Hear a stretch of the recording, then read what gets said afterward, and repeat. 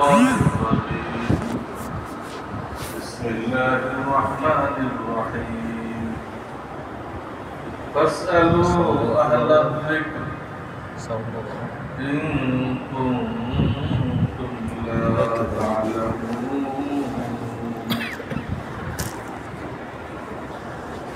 وقال النبي صلى الله عليه وسلم فإنه من يعش منكم بعدي فسيرى اختلافا كثيرا فعليكم بسنتي وسنة الخلفاء الراشدين المهديين تمسكوا بها وعضوا عليها بالنواجذ. وقال النبي صلى الله عليه وسلم يكون في آخر الزمان دجالون كذابون يأتونكم من الأحاديث ما لم تسمعوا أنتم ولا آباؤكم فإياكم وإياهم لا يضلونكم ولا يفتنونكم. رواه مسلم. صدق الله العلي العظيم وصدق رسوله النبي الكريم.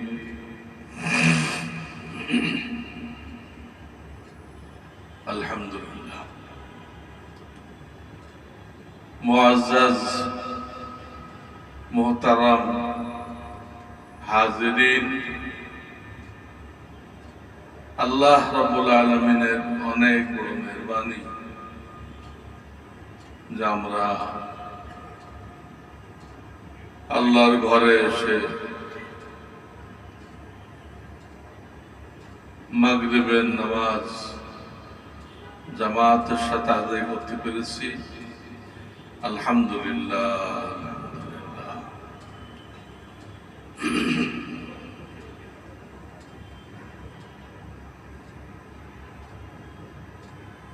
এই টাইমটা আমার জন্য খুবই গুরুত্বপূর্ণ, ব্যস্ততা। মাদ্রাসার পক্ষ থেকে আমার উপরে অনেক দায়িত্ব আছে এই সময়, বিশেষ করে হাদিসের ক্লাস আছে। এরপরও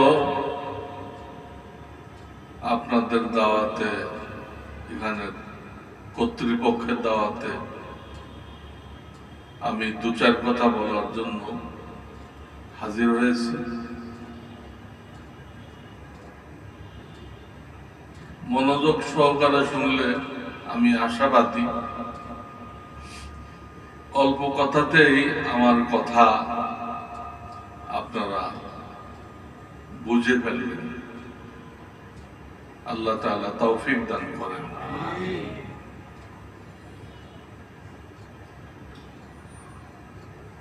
প্রথম যে কথাটা বলতে চাই, আল্লাহ রাব্বুল আলামিন এই উম্মতকে দুই ভাগ করছেন। যারা ইসলাম কবুল করছে এদেরকে দুই ভাগ করেছেন। এক ভাগ সাধারণ মুসলমান, আর এক ভাগ উলামা। ইয়ারফাইল্লাহু আল্লাযীনা আমানু ওয়াল্লাযীনা উতুল ইলমা দারাজাত। এই আয়াতের মধ্যে এই দুই ভাগ পাওয়া যায়। তবে সবার জন্য আল্লাহ তাআলা মর্তবা রাখছেন। আমানু মিনকুম, যারা ঈমান আনছে, ওয়াল্লাযীনা উতুল ইলম, যাদেরকে কোরআন সুন্নাহর ইলম দেওয়া হয়েছে, কোরআন সুন্নাহর ইলম দেওয়া হয়েছে, তাদের আরো বড় মর্তবা দেওয়া হয়েছে, দারাজাত। তো যাদেরকে কোরআন সুন্নাহর ইলম দেওয়া হয়েছে তাদের মধ্যে মৌলিকভাবে দুটা ভাগ আছে। দায়িত্ব পালনের দিক দিয়ে সবাই তো উলামা, কাজের দিক দিয়ে, দায়িত্ব পালনের দিক দিয়ে উলামা তারা দুই ধরনের কাজে নিয়োজিত আছেন, ছিলেন, থাকবেন। এক ধরনের উলামায়ে কেরামকে বলা হয় মুহাদ্দিসিন। এনাদের দায়িত্ব হলো নবুয়তের 23 বছরে আমাদের প্রিয় নবীজি সাল্লাল্লাহু আলাইহি সাল্লাম নবুয়ত পাইলেন।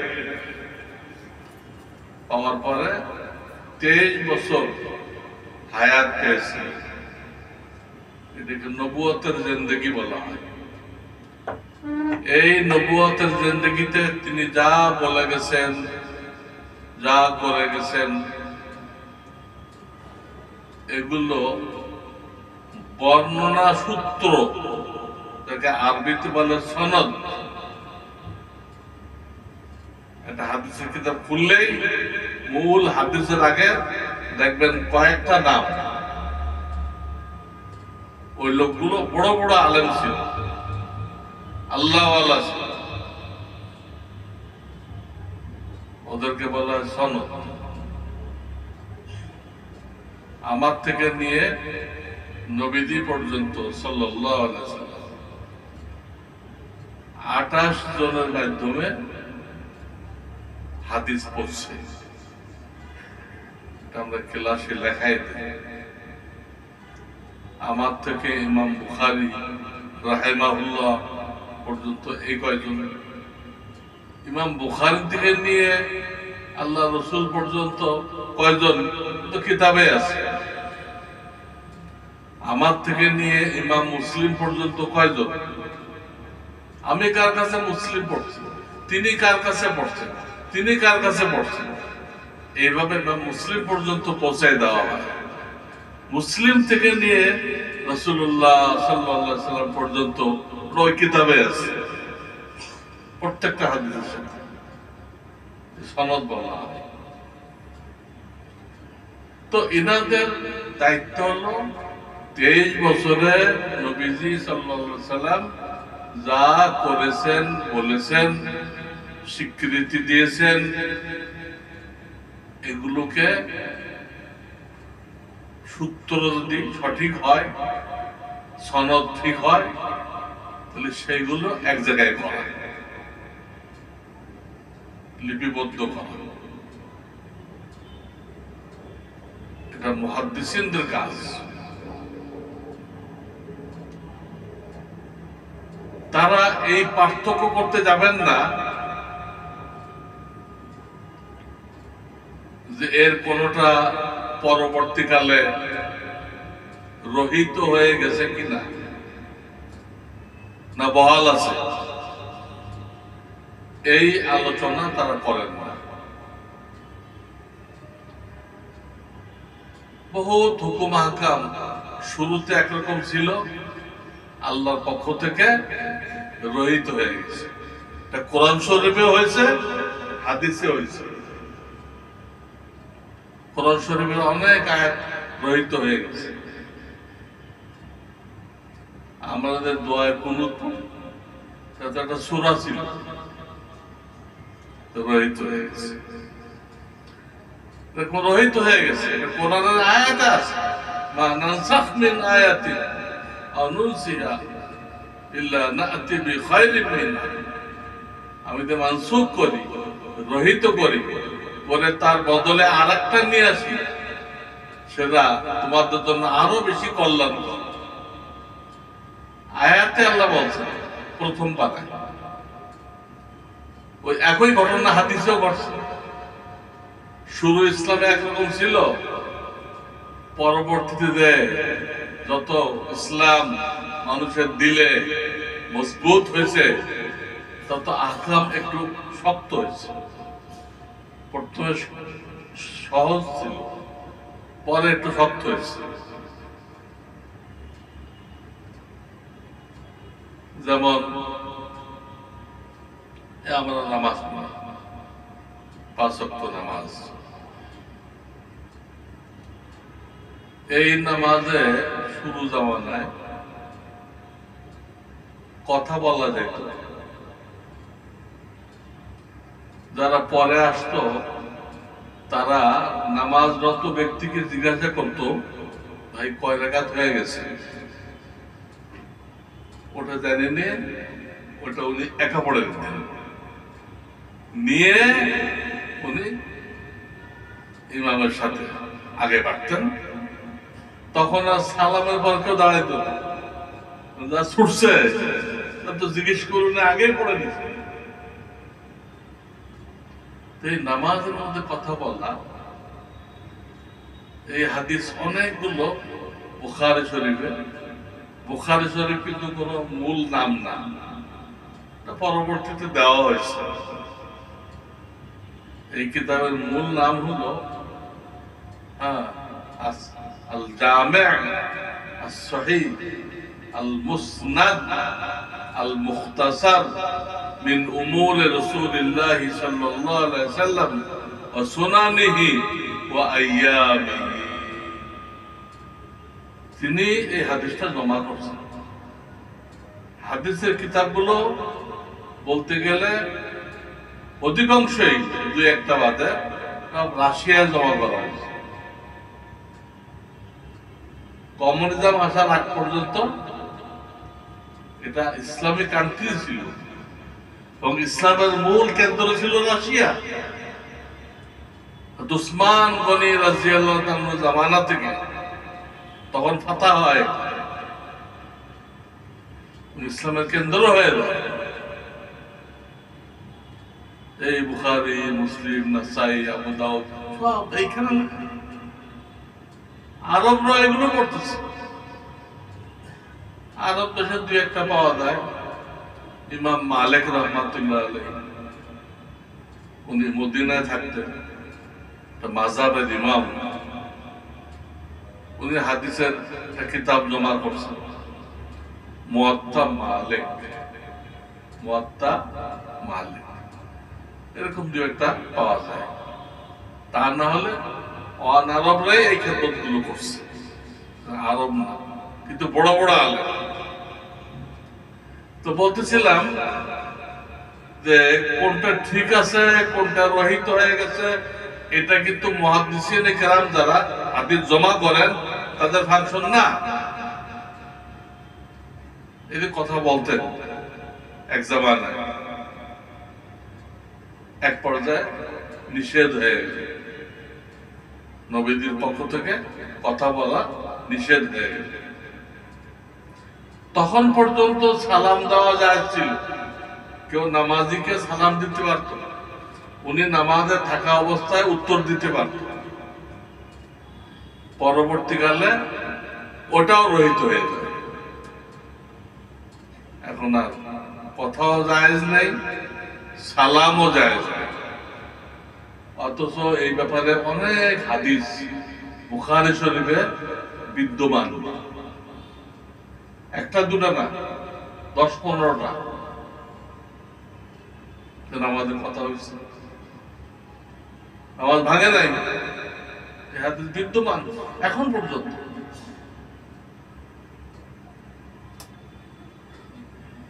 জানাজা নামাজে হাদিসে পাওয়া যায়, শুরু যুগে নবীজি সাল্লাল্লাহু আলাইহি সাল্লাম 5 তাকবীর দিতেন, কিন্তু শেষ জামানায় তিনি 4 তাকবীর দিতেন। 5 একটা যে বেশি, এটা রহিত হয়ে গেছে। দুটোটাই ওই কিতাবে আছে, হাদিসের কিতাবে আছে।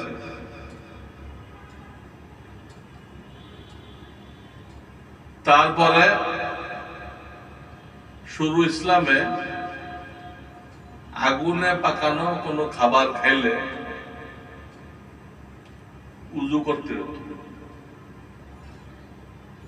রুটি পাকাইতে আগুন দেওয়া লাগে না, ভাত পাকাইতে আগুন লাগে না।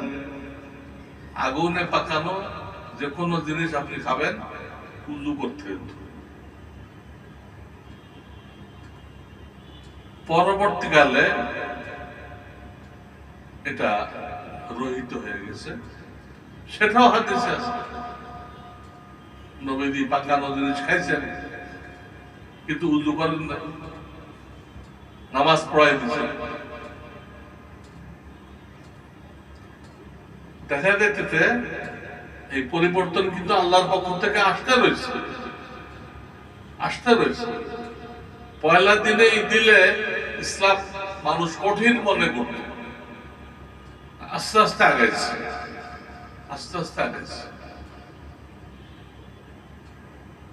বিবির কাছে কেউ গেল, তার সকল কর্মকাণ্ড হলো, শুধু বীর্যপাত হয়নি। কোন কারণে অনেক সময় এটা শুকায় যায়, এটা হয় না। শুরু ইসলামে হুকুম ছিল তখন তার উপরে গোসল ফরজ হবে না, শুধু উজু করে নিলে হবে, গোসল করা লাগবে। এই হাদিসটা বুখারী শরীফে কমপক্ষে 2 জায়গায় আছে, আরো বেশি হইতে পারে, কমপক্ষে 2 জায়গায়। ওই অবস্থা আপনার গোসল লাগবে না। কিন্তু পরবর্তীকালে নবী আলাইহিস সালাম অন্য হাদিস বয়ান করছেন, তাতে ওটা রহিত হয়ে গেছে। তিনি বলছেন, ইদা জালাসা আহাদুকুম বাইনা শুআবিহাল আরবা সুম্মা জাহাদাহা ফাকাত ওয়াজাবাল গুসলু ওয়া ইল্লাম ইউনজিল। তুমি সাথে মিলন হয়েছে, গোসল ফরজ হয়েছে, যদিও তোমার বীর্যপাত না হোক, ফরজ হয়ে গেছে। আগেরটা কি হবে? আগেরটাও কিন্তু বুখারী বিদ্যমান এখন পর্যন্ত। এক জামানায় ইমামের পিছনে সূরা ফাতিহা পড়া যেত, সূরা ফাতিহা, এটা রহিত হয়ে গেছে। কোরআনের আয়াত নাযিল করে আল্লাহ রহিত করছে, ওয়াইদা কুরিয়াল কুরআন ফাসতামিউ লাহু ওয়া আনসিতু লাআল্লাকুম তুরহামুন। ইমাম আহমদ বিন হাম্বল রাহমাতুল্লাহ আলাইহি বলেন যে সকল উলামাদের, ইমামদের ইজমা হয়ে গেছে, ঐক্যমত হয়ে গেছে যে এটা এই ফাতিহাতে পড়তো কিছু লোক, এটা নিষেধ করার জন্য এই আয়াতটা নাযিল হয়েছে। তো টোটাল বন্ধ হয়ে গেছে। কিন্তু পড়তো যে সে হাদিস নয়। এক জামানায় যে ফাতিহা পড়তো সাহাবায়ে কেরাম পড়তেন, ওটাও তো আছে। আর রহিত হয়ে গেছে, তাও আছে। এক জামানায় রোজা না রেখে আপনি কোন গরিব মানুষকে 2 বেলা খানা বা খানার টাকা দিয়ে দেন, রোজা হইল, আছে হাদিসে। কিন্তু পরবর্তীকালে এটা রহিত হয়ে গেছে। রহিত হয়ে বলা হয়েছে না, এখন থেকে যারা সুস্থ আছো তারা রমজান আসলে অবশ্যই তাদের রোজা রাখতে হবে, গরিবকে 2 বেলার খানা দিলে হবে না, খানা দিলে হবে না। এরকম অসংখ্য নমুনা হাদিসের কিতাবে আছে। এই জন্য সাধারণ মানুষ যদি হাদিস পড়তে যায় তো প্রেশার হয়ে যাবে, কি 2 রকম কেন, সংঘর্ষ কেন, এটা একরকম বললে ওটা তার বিরুদ্ধে, আরে ওটা তারা আগেরটা রহিত হয়ে গেছে। আমরা যখন কিতাব পড়াই বুখারী, আমি তো বুখারী যদি পড়াই বহু বছর হয়ে গেছে, আমার পড়ানোর বয়সই 50 বছর, 50 বছর পড়াইতেছে। তো আমরা এগুলো বলে দিই, তো অমুক হাদিস দ্বারা এই হাদিসটা রহিত হয়ে গেছে। তো যে লোকটা ধারাবাহিক পড়ে আসে না, আমাদের 16 বছরের কোর্স, এটা ধারাবাহিক পড়ে আসে না, সেটা অনুবাদ কিনল। ওই অনুবাদের মধ্যে হাদিসের অনুবাদ আছে, কিন্তু ওইটা বহাল আছে না ওইটা রহিত হয়ে গেছে এটা বলা নেই। তাহলে সেই লোকটা পরেশান হবে কিনা? ভাই দুই রকম, তাহলে আমি এখন কোনটা নিব? ফাতিহা পড়ার হাদিসও আছে, আবার নিষেধ হওয়ার হাদিসও আছে, কোনটা আমল করব?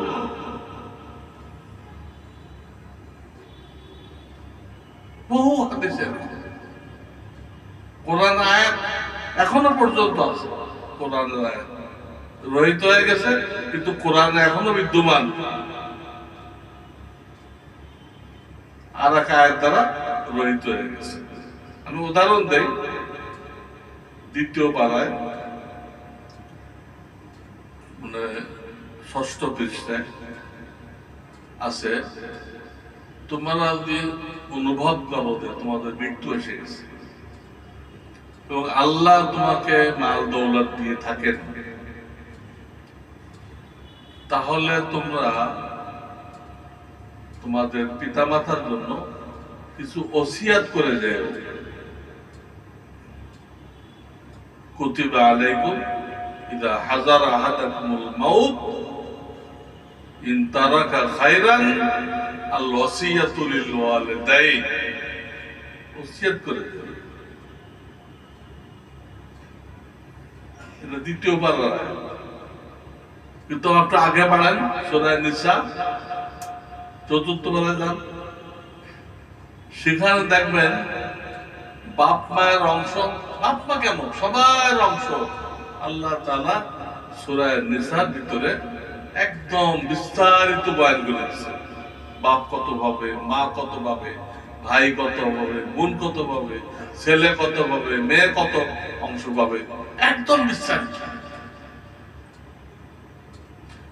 ওই আয়াত তখন নাযিল হয়েছে সূরা নিসা।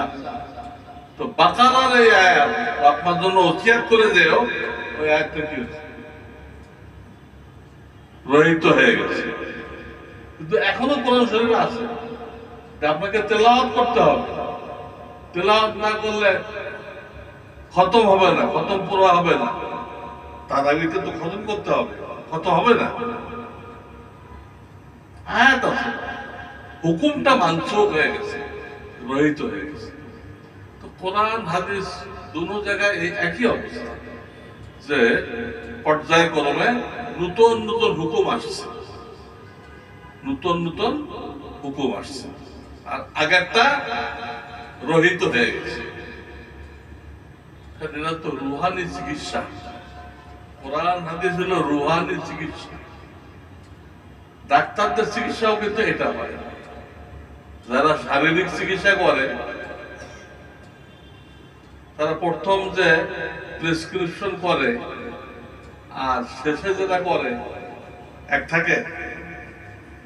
শেষের গুলোতে ভিটামিন টিটামিন হালকা কিছু থাকে, আর যখন নাকি জ্বর 4 ডিগ্রি ছিল তখন কঠিন কঠিন থাকে, অ্যান্টিবায়োটিক থাকে। এখন আপনার জ্বর বন্ধ হয়ে গেছে, মাশাআল্লাহ ভালো হয়ে গেছে, কারণ আপনার কাছে প্রেসক্রিপশন কয়েক রকম জমা হয়ে গেছে একই ডাক্তারের। আপনি কোনটা খাবেন? শেষেরটা খাবেন না পয়লাটা খাবেন? শেষেরটা খাবেন। হাদিসও শেষেরটা দিতে হবে। শেষেরটার নাম হাদিস সুন্নাত, ওই হাদিসটা সুন্নাত হয়ে গেছে। সর্বশেষ যেটা ওটাকে কি বলা হয়? হাদিসও সুন্নত। প্রত্যেকটা সুন্নত হাদিস, হাদিসটা যেটা সর্বশেষ ওটা সুন্নত নাম হয় না, আর যেটা আগে ওটা হাদিস, ওটা সহিহ হাদিস, ওটা বুখারী শরীফে আছে, মুসলিম শরীফে আছে, কিন্তু ওটাকে কি বলা হবে না, সুন্নত বলা হবে না, কারণ শুরু যুগের আমল। ওর পরে নবীজির ভিন্ন নির্দেশ আছে, সেই নির্দেশের কারণে ওটা কি হয়ে গেছে, রহিত হয়ে গেছে। আর যে ব্যক্তি ধারাবাহিক পড়ে নাই, এই এলেম অর্জন করে নাই, সে অনুমত পড়ে এটা পার্থক্য করতে পারবে না। সে ওই যেগুলো রহিত হয়ে গেছে ওইগুলো আমল করবে, আর আলেমদের ভুল ধরবে। হুজুরা কি বুখারী পড়ে নাই, এই বারবার হাত তুলতে হবে, হুজুর তো একবার তোলে, হাত তোলে না কেন? এটা যে রহিত হয়ে গেছে এই খবর তার কাছে নেই। বারবার হাত তোলা ছিল। মদিনা যাওয়ার পর পরে এক আয়াত নাযিল হয়েছে, কুমু লিল্লাহি কানিতিন, তোমরা নামাজে ধীরে স্থির দাঁড়ায় থাকো, ধীর স্থির। তখন নবীজি মানা করেছে, এখন একবার হাত তুলবা।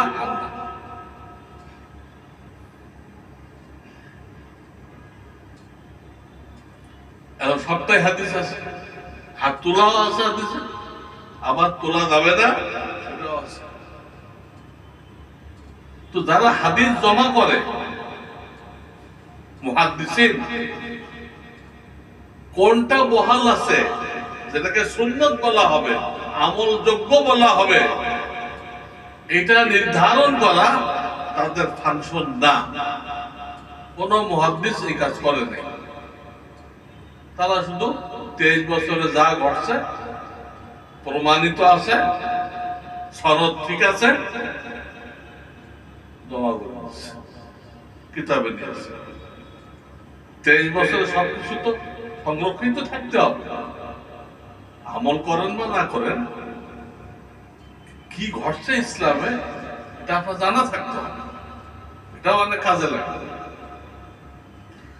এই গেল এক ধরনের আলেম, এনাদের কাজ হলো বর্ণনা সূত্র ঠিক থাকলে ওনার নিয়ে আসবেন। বহাল আছে না বহাল নেই এইটা নিয়ে তারা কোনো আলোচনা করবেন না। দ্বিতীয় শ্রেণীর উলামা, এদেরকে বলা হয় ফুকাহা। এই ফুকাহাদের মধ্যে 4 জন শ্রেষ্ঠ, তাদেরকে বলা হয় আইম্মায়ে মুজতাহিদিন। আইম্মায়ে মুজতাহিদিন,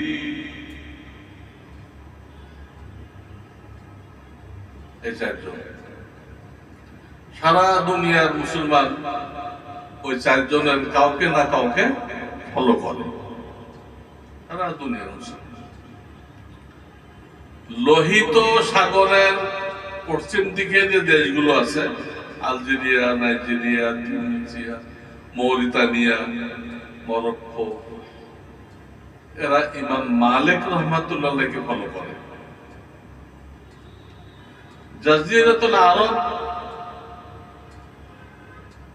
আরবটা তো একটা দ্বীপের মতো, চতুর্দিক দিয়ে সাগর। এখানে তারা আদিবাসী, কত লোক তো বাইরে থেকে গেছে, তারা এক একজন এক মাযহাবের, কিন্তু যারা ওখানে থাকে এদের অধিকাংশই তারা ইমাম আহমদ বিন হাম্বল রাহমাতুল্লাহ আলাইহি, যিনি ইমাম বুখারীর উস্তাদ, লিখে ইমাম বুখারী রাহমাতুল্লাহর উস্তাদ। ইমাম বুখারী 8 বার তার কাছে গেছে, 8 বার হাদিস নেওয়ার জন্য। তো এই জাজিরাতুল আরব ওয়ালারা এনাকে ফলো করে। এশিয়া মহাদেশে অনেকগুলো দেশ আছে, অনেক দেশ, এখানের অধিকাংশ মুসলমানরা ইমাম আবু হানিফা, নোমান বিন সাবেত, যিনি তাবি ছিলেন, 17 জন সাহাবীর সাথে সাক্ষাৎ হয়েছে। তাবি, নবীজিকে দেখছে তারা সাহাবী, ইমানের সাথে যারা নবীজিকে দেখছে তারা কি সাহাবী, আর ইমানের সাথে যারা সাহাবীকে দেখছে তারা কি তাবি। ইমানের সাথে যারা তাবিকে দেখছে তবে তাবিঈন। আমাদের একমাত্র আমাদের ইমাম যিনি আবু হানিফা, ইনি 17 জন সাহাবায়ে কেরামকে পাইছেন। বাকি 3 জন ওনারা সাহাবায়ে কেরামকে দেখেন নাই, ওনারা তাবি হইতে পারেন নাই। হ্যাঁ, তবে তাবি। তো টাইম পার দিক আদায় পরে কথা হবে। আদান দিয়ে কারোর উজু লাগলে এই ফাঁকে সেরে আসে। আমার বয়ান কিন্তু শেষের দিকে।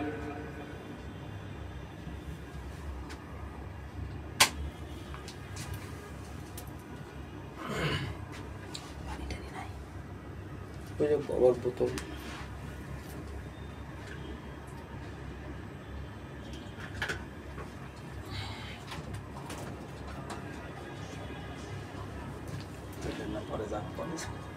নামাজ টাইম মতো হবে।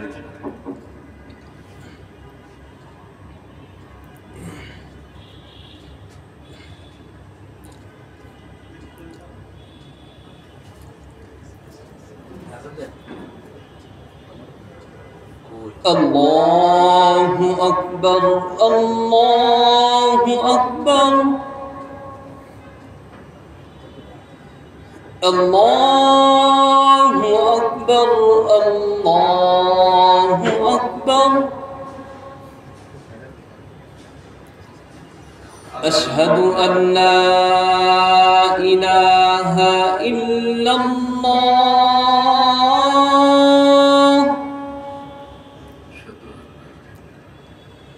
আশহাদু আন লা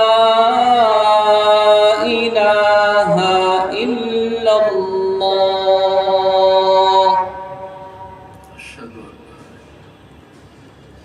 আশহাদু আন্না মুহাম্মাদার রাসূলুল্লাহ,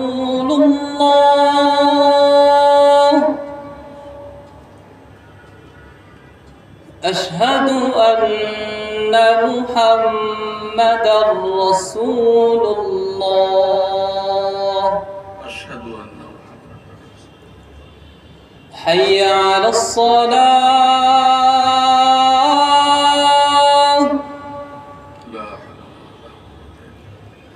হাইয়া আলাস সালাহ,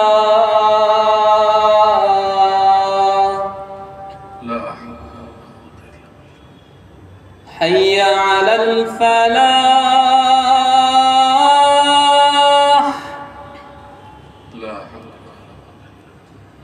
হাইয়া আলাল ফালাহ।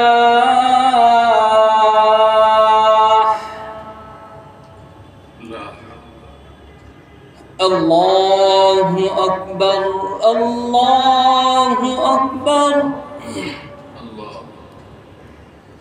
লা ইলাহা ইল্লাল্লাহ। আগে দুরূদ শরীফ পড়ে তারপরে আযানের দোয়া পড়ে। আল্লাহুম্মা সাল্লি আলা اللهم رب هذه الصلاة القائمة آت محمدا الوسيلة والفضيلة وابعثه مقاما محمودا الذي وعدته إنك لا تخلف الميعاد। তো বলতেছিলাম, এশিয়া মহাদেশের অধিকাংশ মানুষ ইমাম আবু হানিফা রাহমাতুল্লাহ আলাইহিকে অনুসরণ করে। আরো পূব দিকে যদি যান, মালয়েশিয়া, ইন্দোনেশিয়া, সেখানের লোকজন ইমাম শাফিঈ, আবু ইদ্রিস শাফিঈ, ওনাকে ফলো করে। আমি আটলান্টিক মহাসাগর থেকে নিয়ে ইন্দোনেশিয়া পর্যন্ত আপনাদেরকে নিয়ে গেলাম। কোনো না কোনো মাযহাব ফলো, এটাকে তাকলিদ বলে। এটা নবীদের যুগেও ছিল, এক এক এলাকা ফাতা হয়েছে, তো নতুন দেশ বানানো হয় নাই, একটা গভর্নর দেওয়া হয়েছে। এবং নবীজি সাল্লাল্লাহু আলাইহি ওয়াসাল্লাম তাদেরকে বলেন নাই কোন মাসলা মাসাইল জিজ্ঞেস করতে মদিনায় এসো, বলেন নাই। ওই যে গভর্নর বসানো হয়েছে, ওকে জিজ্ঞেস করো। এমন ফাতা হয়েছে হুতিদের এলাকা, মুআয ইবনে জাবালকে পাঠিয়ে দিয়েছে, ফকিহুল আনসার, ওনাকে জিজ্ঞেস করতে বলেছে। নাজরান ফাতা হয়েছে, হাকিম ইবনে হিজামকে পাঠিয়ে দেওয়া হয়েছে। এক এক এলাকা ফাতা হয়েছে, একজনকে পাঠিয়ে দিয়েছে। এবং ওই এলাকার লোকরা ওই গভর্নরকে, আরবিতে বলে আমেল, তার কাছে জিজ্ঞাসা করতে হয়েছে। তো এটা নির্দিষ্ট ব্যক্তিকে অনুসরণ করা হলো না, হ্যাঁ? এটাই তাকে। আর যারা মক্কা মদিনার ধারে কাছে ছিল, তারা তো নবীজিকে জিজ্ঞেস করত। নবীজি চলে গেলেন, আবু বকর সিদ্দিক রাদিয়াল্লাহু তাআলা খলিফা হইলেন। উনি খলিফা হওয়ার সাথে সাথে প্রত্যেক শহরে, এলাকায় একজন করে ফকিহ, যাদেরকে আমরা বলি মুফতি, এটা বসাই দিল। তোমরা এই মুফতি সাহেবকে ফলো করো।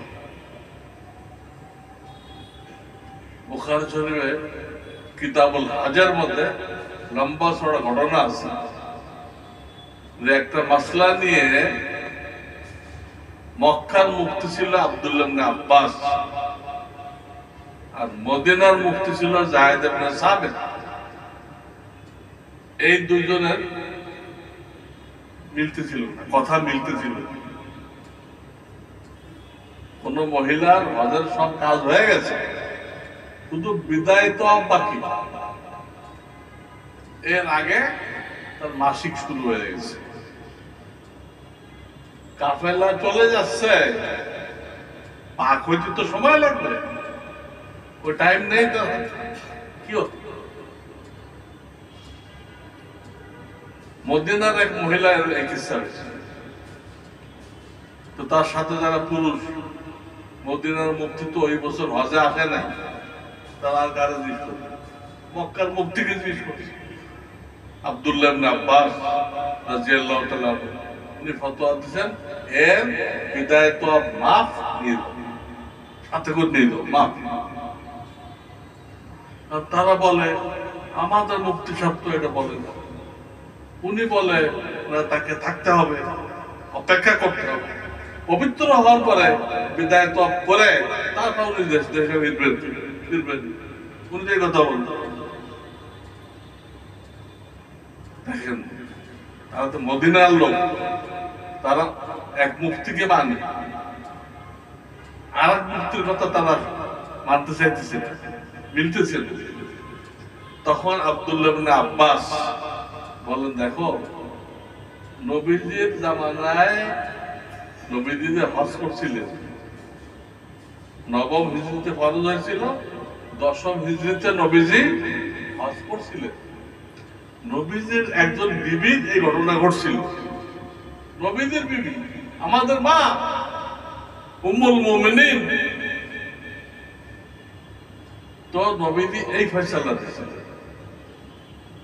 এই কথা বলে উনি কয়েকজনের নাম বললেন, আনাস, সালমা, আরো কয়েকজনের নাম বললেন, তোমরা মদিনাতে অমুক অমুক অমুক কে জিজ্ঞেস করো নবীজি এই ফয়সালা দিয়েছিলেন কিনা।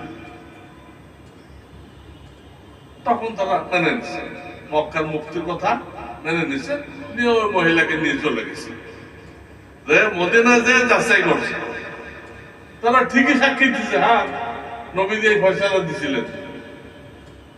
তখন তাদের মুফতিকে যে বলছে, হুজুর আপনি যে ফতোয়া দেন, মক্কার মুফতি তো আর এক ফতোয়া দিচ্ছে এবং তার সাক্ষীও পাওয়া গেছে, এখন কি হবে? তো মদিনার মুফতি যিনি ছিলেন, উনি সাক্ষী টাক্ষী পাওয়ার পরে উনি আগের ফতোয়া থেকে প্রত্যাহার করলেন। ঠিক আছে, ওটা আমার যেহেতু জানা ছিল না, সব কথা সবাই জানবে সম্ভব। নবীজি 23 বছর কি একটা দুটা কথা বলেছে? একটা হাজার হাজার কথা, সবটা একজনের মধ্যে তো জমা হবে না। তো আমি দেখাইতেছিলাম যে নির্দিষ্ট ব্যক্তিকে ফলো করা এটা নবীদের হায়াতেও ছিল, 4 খলিফার যুগে ছিল, তাবিঈনদের জামানাও ছিল, এবং ইমাম 10-12 জন ছিল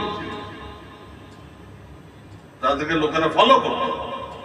কিন্তু পরবর্তীকালে তারা ওই মাযহাবে থাকতে পারে নাই, কারণ তাদের ইমাম সব বিষয়ে ফয়সালা দেয়। তখন বাধ্য হয়ে তাদের এমন একটা মাযহাবে আসতে হয়েছে যে মাযহাবে কি আছে, সব বিষয়ে সিদ্ধান্ত আছে। এই কারণে শুরুতে 12 মাযহাব থাকলেও আল্লাহর ফয়সালা অনুযায়ী টিকছে কয়টা? আল্লাহর মানসা ছিল, চাহিদা ছিল, 4টা টিকছে। কেন 4টা টিকলো? এই 4টে মাযহাব এরকম যে জন্মতে নিয়ে মৃত্যু পর্যন্ত সব বিষয় তারা কোরআন হাদিস দিয়ে ফয়সালা দিয়ে গেছে। আর বাকি 8 জনে তারা সিদ্ধান্ত দিয়েছে বহুত, কিন্তু সব বিষয় ওইগুলো বাদ হয়ে গেছে। তাহলে উলামা এরকম হলো, প্রথম গেছে মুহাদ্দিসিন, পরে আসলো ফুকাহা। এনাদের দায়িত্ব এটা, সব হাদিস সামনে নিয়ে গবেষণা করে আলোচনা করে। ইমাম আবু হানিফা রাহমাতুল্লাহ তার 40 জনের একটা কমিটি ছিল, তারা ওনার কাছাকাছি আলেম, বড় বড় আলেম, এদেরকে নিয়ে গবেষণা করতে, কোনটা 1 সপ্তাহ, কোনটা 1 মাস, 12 লক্ষ মাসলা উনি হল করে দিয়ে গেছে, আমাদের জন্য চলার পথ সহজ করে দিয়ে গেছেন। আমরা তো ইমামদেরকে চিনি না, তাদের অবদান জানি না। এক হলো মুহাদ্দিসিন, তাদের কাজ হলো হাদিস জমা করা, আর একটা হলো ফুকাহা বা আপনারা বলেন মুফতি, এদের কাজ হলো এইটা গবেষণা করে কোনটা আগের কোনটা পরের, পরেরটাকে দিয়ে আগেরটাকে রহিত করে দেওয়া। আগেরটা রহিত হয়ে গেছে, হাদিস ঠিক আছে, বুখারীতে আছে, সব ঠিক আছে, কিন্তু সুন্নত না ওইটা। সর্বশেষ কোনটা? সর্বশেষ যেটা ওটা সুন্নত, ওটা হাদিসও সুন্নত। প্রত্যেকটা সুন্নত হাদিস, কিন্তু প্রত্যেকটা হাদিস সুন্নত না। এই কথাটা ভালো করে বুঝতে হবে। প্রত্যেকটা সুন্নত হাদিস, কিন্তু প্রত্যেকটা হাদিস বললাম বিভিন্ন কাছে গেছে, সবকিছু হচ্ছে, তো বুখারী শরীফে আছে, কিন্তু এটাকে সুন্নত বলা যাবে না, আমল করা যাবে না। এখন আসে, তখন বুঝতে পারলেন ওলামা 2 রকম। এক গ্রুপের কাজ হাদিস জমা করা, আর এক গ্রুপের কাজ কোনটা সর্বশেষ, যেটাকে সুন্নত বলা হবে। নবীদের সুন্নত মানতে কইছে, একটা হাদিস তো দেখাতে পারবে না, হাদিস মানো, হাদিস মানো, কেউ দেখাতে পারবে না। আমি যে হাদিসটা পড়ছি ভূমিকায়, আলাইকুম বিসুন্নতি ওয়া সুন্নাতুল খুলাফায়ে রাশিদিন, আমার সুন্নত মানো আর আমার 4 খলিফার সুন্নত মানো। তারা যা পরিবর্তন করবে, আমি ওই সময় থাকলে আমিও ওই পরিবর্তনটা করতাম, আগে বলে দিয়ে গেছি। এখন আসেন বিভিন্ন কিতাবে, বুখারী শরীফ সহ বিভিন্ন কিতাবে একটা হাদিস পাওয়া যায়, সাল্লু ক্বাবলাল মাগরিবি রাকাতাইন। এই শব্দে মাগরিবের আগে 2 রাকাত নফল পড়ো। আবার কোথাও অন্য শব্দে বাইনা কুল্লি আযানাইনে সালাতু, প্রত্যেক আযান ইকামতের মাঝখানে নামাজ আছে। এই 2 ভাবে পাওয়া যায়। এটা বলার মূল উদ্দেশ্য ছিল নবীজি সাল্লাল্লাহু আলাইহি সাল্লামের যে আসরের ফরজ পড়ার পরে নফল পড়া নিষেধ, গুনাহের কাজ। আসরের ফরজ পড়ার পরে আপনি যখন পড়লেন আপনার জন্য, যে যখন পড়লেন আর নফল পড়তে পারবেন না।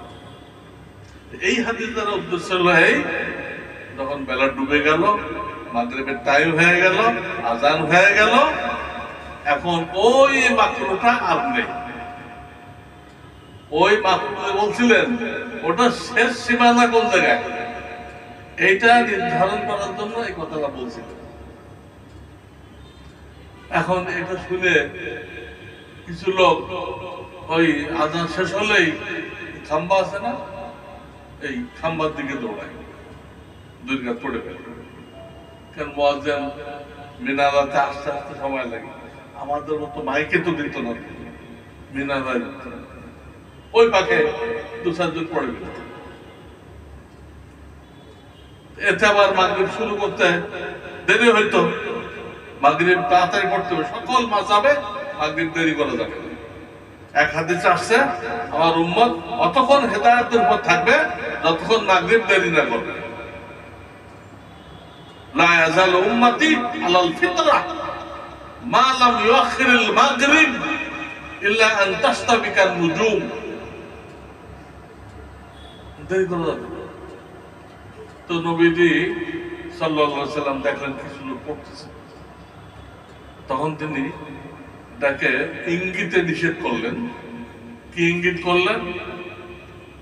লিমান শাহ। তিনি তো পড়তেনই না, নবীজি কোনোদিনও পড়ে নাই এই নামাজ। চার খলিফা কেউ পড়ে নাই, বড় বড় সাহাবা কেউ পড়ে নাই। বলা হচ্ছে আমার সুন্নত মানো আর চার খলিফার সুন্নত মানো, তারা কেউ কিন্তু পড়েন নাই, অন্য সাধারণ সাহাবারা পড়ছে। তো নবীজি ইঙ্গিতে নিষেধ করলেন লিমান শাহ, এটা যে সময় সুযোগ পায় সে পড়তে পারে। কেন বললেন? কারাহিয়াতা আইয়াত্তাখিযাহান নাসু সুন্নাতান। তিনি আশঙ্কা করতে লাগলেন যে এটাকে কেউ সুন্নত মনে না করে, এই নামাজটা সুন্নত। এটা আশঙ্কা করতেছিলেন।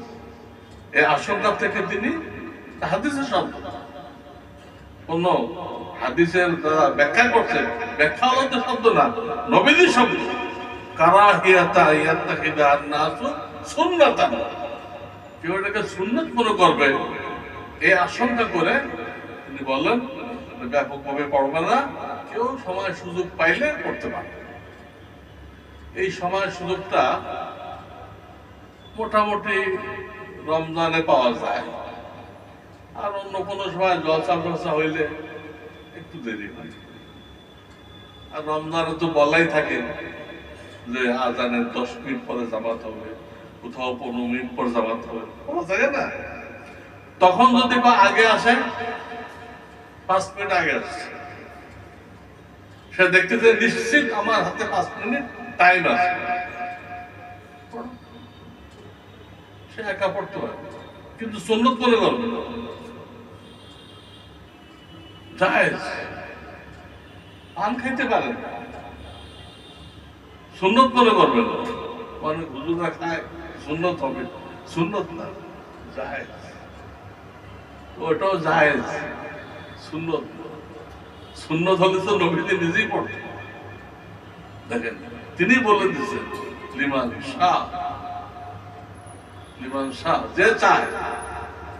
তার মানে যাতে এটাকে কেউ সুন্নত মনে না করে, সুন্নত না তো বলাই হয়েছে অন্য কারণে। ওই আসরের পরে নফল নিষেধ ছিল, তার শেষ সীমা বলা বোঝানোর জন্য বলা হয়েছে, অন্য কোনো কারণ। তো দ্বিতীয় পর্যায়ে এটা বললেন। প্রথম ছিল আজানে কাওয়াতের মাঝখানে 2 রাকাত আজান আছে, নামাজ আছে। দ্বিতীয় পর্যায়ে বললেন এটাকে কেউ যেন সুন্নত মনে না করে, তারপরও 2-4 জন পড়তো। সেটাকে নিষেধ করার জন্য তিনি পরিষ্কার শব্দে বললেন আযান ইকামতের মাঝখানে নামাজ আছে, নফল নামাজ আছে, মা খালাল মাগরিব, মাগরিব বাদে। হাদিসের অনেক কিতাব আছে, মুসনাদে বাজ্জার, মুজামে তাবারানী, সব কিতাব আছে এবং সনদ উল্লেখযোগ্য, গ্রহণযোগ্য। পরিষ্কার বললেন যে হ্যাঁ, আযান ইকামতের মাঝখানে নামাজ আছে, মা খালাল মাগরিব, মা খালা মানে বাদ, মাগরিব বাদে, মাগরিবে পড়তে পারবে, নিষেধ করে দিলেন। এই জন্য পরবর্তীকালে একটা হাদিসে দেখা যায় কোন একজন পড়তেছিল ওই নামাজ, তো হযরত আব্দুল্লাহ ইবনে ওমর আর একজন প্রবীণ সাহাবীকে জিজ্ঞেস করলেন, মাগরিবের ফরজের আগে কিসের নামাজ? কিসের নামাজ? আব্দুল্লাহ ইবনে ওমর, উনি তো রাসূলের জামানায় অল্প বয়সে ছিলেন, প্রবীণ সাহাবায়ে কেরামকে জিজ্ঞেস করলেন, এখন মাগরিব হবে, সময় কম, কিসের নামাজ পড়ে? উনি জবাব দিলেন, এটা রাসূলের হায়াতে আমরাও মাঝে মধ্যে পড়ছি এরকম নামাজ, পরে এটা নিষেধ হয়ে গেছে, আমরাও আর পড়ি নাই। এই লোক হয়তো নিষেধটা জানে না, মা খালাল মাগরিব ওয়ালা হাদিসটা জানে না। তো দেন একই ব্যাপারে প্রথম আসতেছে 2 রাকাত পড়ো, তারপর আসতেছে খবরদার এটাকে সুন্নাত মনে করবে না, তারপর ক্লিয়ার করে বলে দিলেন যে হ্যাঁ, আযান ইকামতের মাঝখানে নফল আছে কিন্তু মাগরিবে নেই, মা খালাল মাগরিব, সব নিষেধ হয়ে গেছে। এখন কি করবেন? সবগুলো হাদিস আছে, আমি যে 3টা বললাম 3টাই হাদিস আছে। এখন 4 ইমাম মিলে এটা ফয়সালা দিছে, কেউ কেউ ফয়সালা দিছে এখন পড়লে বেদাত হবে, বেদাত। কারণ মা খালাল মাগরিব এই যে হাদিসটা, এটার দ্বারা আগেরটা রহিত হয়ে গেছে। মাগরিবের আগে 2 রাকাত পড়ো, ওই যে কথাটা ছিল এখানে বলতেছে মাগরিব বাদে, এই হাদিস দ্বারা ওটা কি হয়ে গেছে? রহিত হয়ে গেছে, নিষেধ হয়ে গেছে। এখন নিষেধের উপর আমল করবেন, সব হবে না গুনাহ হবে। এজন্য অনেক ইমাম ফতোয়া দিয়েছে ওটা রহিত হয়ে গেছে, এখন পড়া বিদআত। তাও তো তারা পড়তো ওই আড়ালে আবডালে, সামনে এসে পড়তো না কেউ, 2-1 যে পড়তো আশেপাশে। আর কিছু ইমাম ফয়সালা দিচ্ছেন যেটাকে জায়েজ বলা হবে একটা শর্তের সাথে, জায়েজ বলা, জায়েজ, সুন্নত না। পান খাওয়া জায়েজ, সুন্নত না, জায়েজ বলা হবে শর্তের সাথে। ইমাম টাইম মতো জামাত শুরু করবে, এটা যেন ডিস্টার্ব না হয় তার কারণে যেন ইমামের টাইম মতো মাগরিবের নামাজ শুরু করতে ডিস্টার্ব না হয়, এদিক খেয়াল দেখে যদি কেউ পড়তে পারে পড়ো। তারা এই ফয়সালা কিছু ইমাম তো বলতেছে একদম বেদাত, নিষেধ, আর এরা বলতেছে এই শর্তের সাথে জায়েজ। এখন শরীয়ত উসুলে চলে আসে, একজন জায়েজ বলতেছে আর একজন বেদাত মানে নাজায়েজ বলতেছে, তাহলে আমরা কোনটাকে প্রাধান্য দেব? জায়েজকে না নাজায়েজকে? শরীয়তের উসুলেই এরকম ক্ষেত্রে নাজায়েজ যারা বলতেছে তাদেরটাকে প্রাধান্য দেওয়া হবে, কারণ গুনাহ থেকে বাঁচা জরুরি। নফল পড়ে সওয়াব কামানো জরুরি না, নফল পড়ে সওয়াব কামানো জরুরি না, কিন্তু গুনাহ থেকে বাঁচা জরুরি। কিন্তু কিছু আলেম যত শর্ত সাপেক্ষে জায়েজ বলছে, আর কিছু আলেম বেদাত বলছে। প্রাধান্য কোনটা পাবে? এই বেদাতটা প্রাধান্য পাবে। এই জন্য এখন আমাদের সকলের দায়িত্ব, সমস্ত মুসলমানের কর্তব্য, ইমামদের এই সিদ্ধান্ত বেদাত ফতোয়া দেওয়া হয়েছে এর উপরে আমল করা। বুখারী শরীফে হাদিস আছে, আমি তো দেখাইলাম, হাদিস তো সব আছে। গোসল না করার হাদিস তো আছে, নামাজের কথা বলার হাদিস তো আছে, আগুনে পাকানো খাবার খেলে উযু করার হাদিস আছে। আপনি তো মানতেছেন না সেগুলো।